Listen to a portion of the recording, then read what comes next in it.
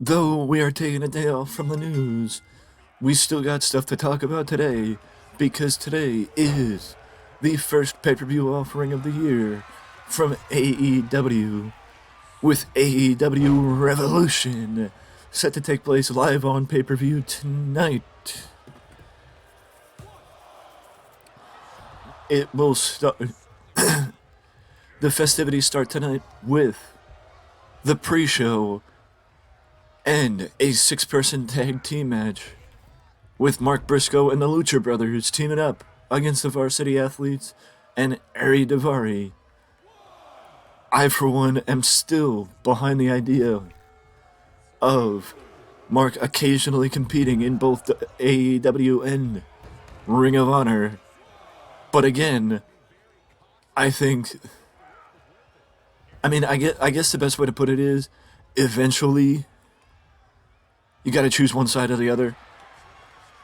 Maybe having Mark occasionally compete in AEW, especially if he does start feuding with Samoa Joe, having him compete occasionally in both companies would help. It would help Ring of Honor stars gain mainstream attention, having them have the opportunity to compete in both AEW and Ring of Honor. The other pre-show match is... What's the other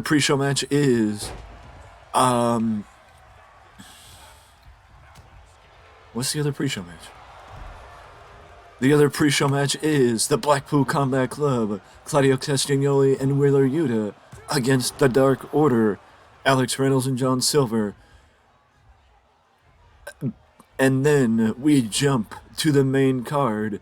We jump to Revolution, where rivalries come to a head and rivalries come to an end with the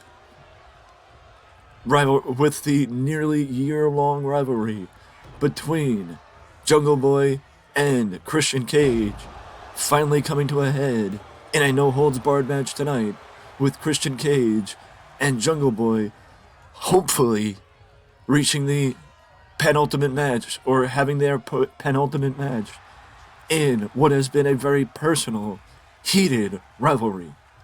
But much like we've seen with Ricky Starks and Chris Jericho, Jungle Boy needs the win tonight to prove himself and prove that he belongs coming up the card, that he is somebody that will be coming up the card in 2023, because the one thing that Jungle Boy is missing is a singles championship reign. As I mentioned, though, Chris Jericho and Ricky Starks will have their never-ending rivalry come to a head tonight, and Ricky Starks already holds a victory over the Ocho.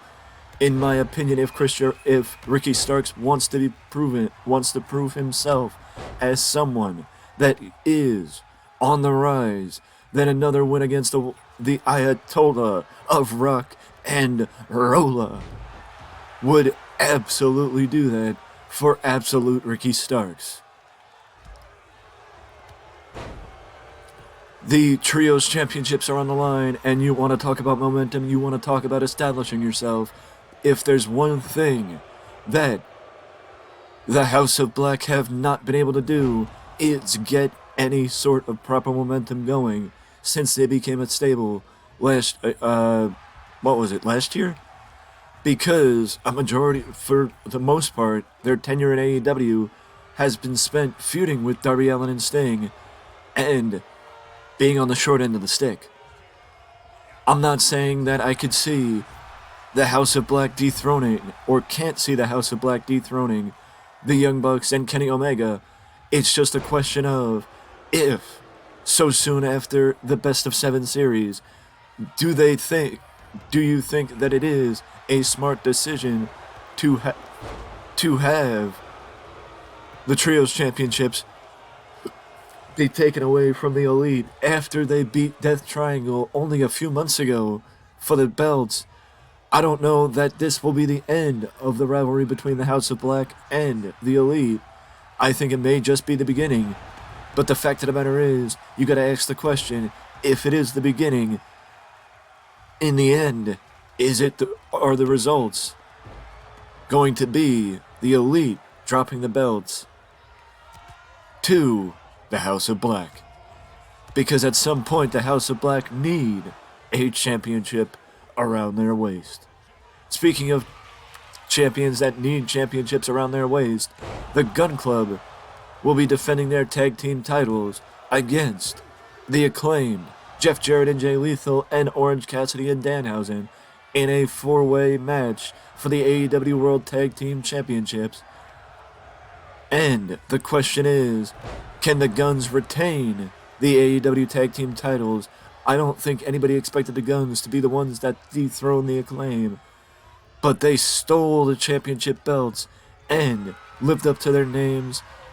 Lived up to their expectations that they are two of the hottest heels in AEW's tag team division, which says a lot with Jericho.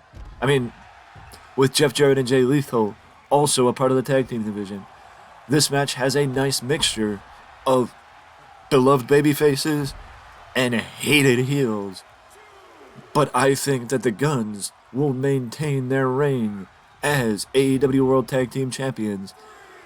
That same can't be said for the AEW TNT Champion, Samoa Joe.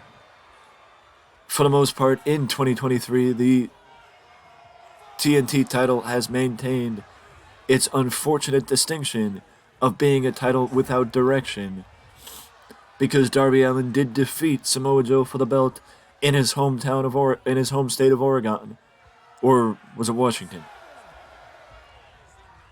In one of the West Coast shows, but then Darby Allin dropped the belt back to Samoa Joe, which led some were expecting that because of how, as Taz would say, Darby was burning the candle at both ends, and it came back to bite him.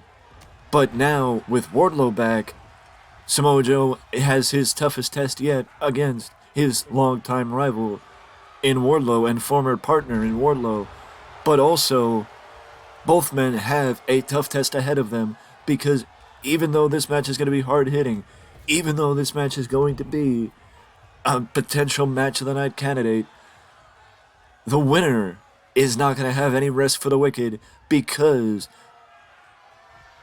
this week on Dynamite, the winner will be challenged by Powerhouse Hobbs, who won the Face of the Revolution ladder match on Dynamite last week.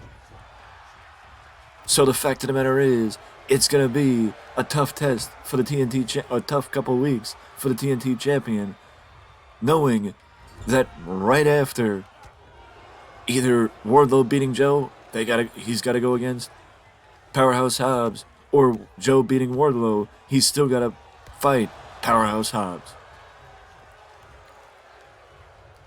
I think Wardlow may need the win more than Joe, and this way Joe can just go ahead and go to Ring of Honor and stick with the Ring of Honor World Television Championship now. But the fact of the matter is, what happens to Powerhouse Hobbs on Dynamite then? I don't know. Either way, though, we got the women's for the first time, the women's title will be on the line in a triple threat match, with Jamie Hayter defending against Ruby Soho and Saraya.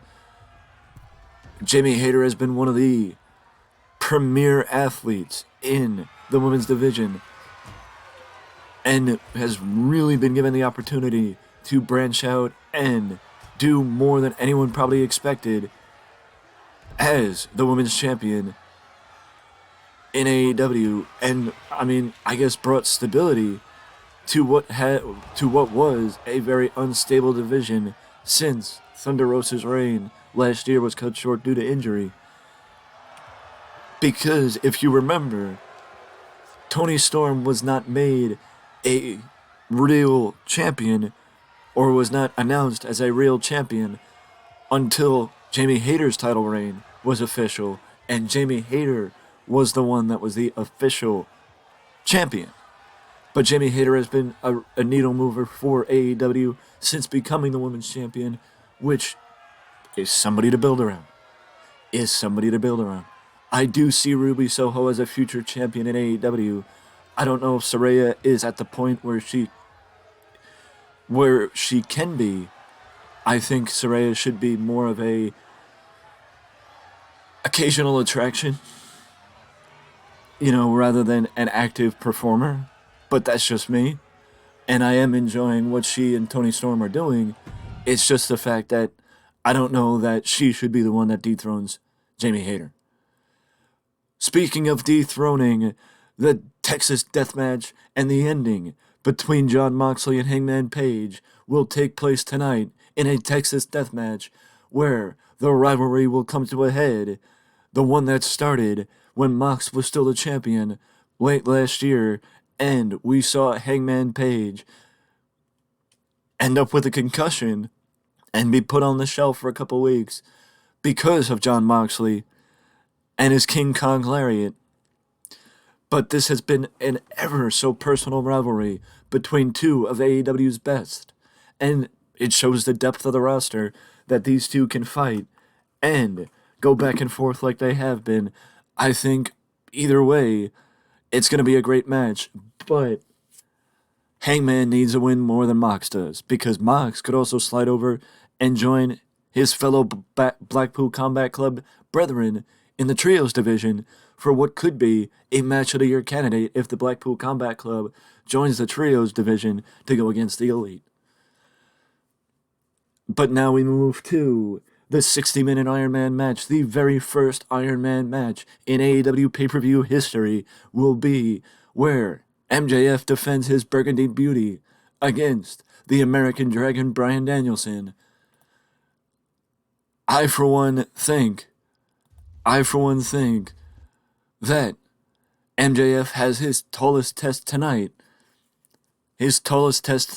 against the American Dragon, and that AEW, unless AEW changed direction, unless AEW changed their mind, unless AEW wanted to go in a different way, or go a different way, MJF ain't dropping the belt tonight to Bryan Danielson, and he may prove his critics wrong tonight when he defeats the American Dragon in a 60-minute Iron Man match. To go through it one more time, this is how I see AEW's first pay-per-view offering going. Jack Perry, Ricky Starks, The Guns, Wardlow, The Elite, Jamie Hayter, Hangman Page, and of course, Maxwell Jacob Friedman.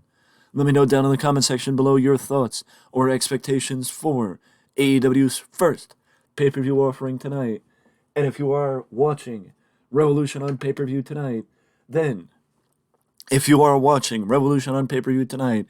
enjoy what should be an incredible pay-per-view, and one that should not overwhelm but should impress. Till then, I will see you all in the next one.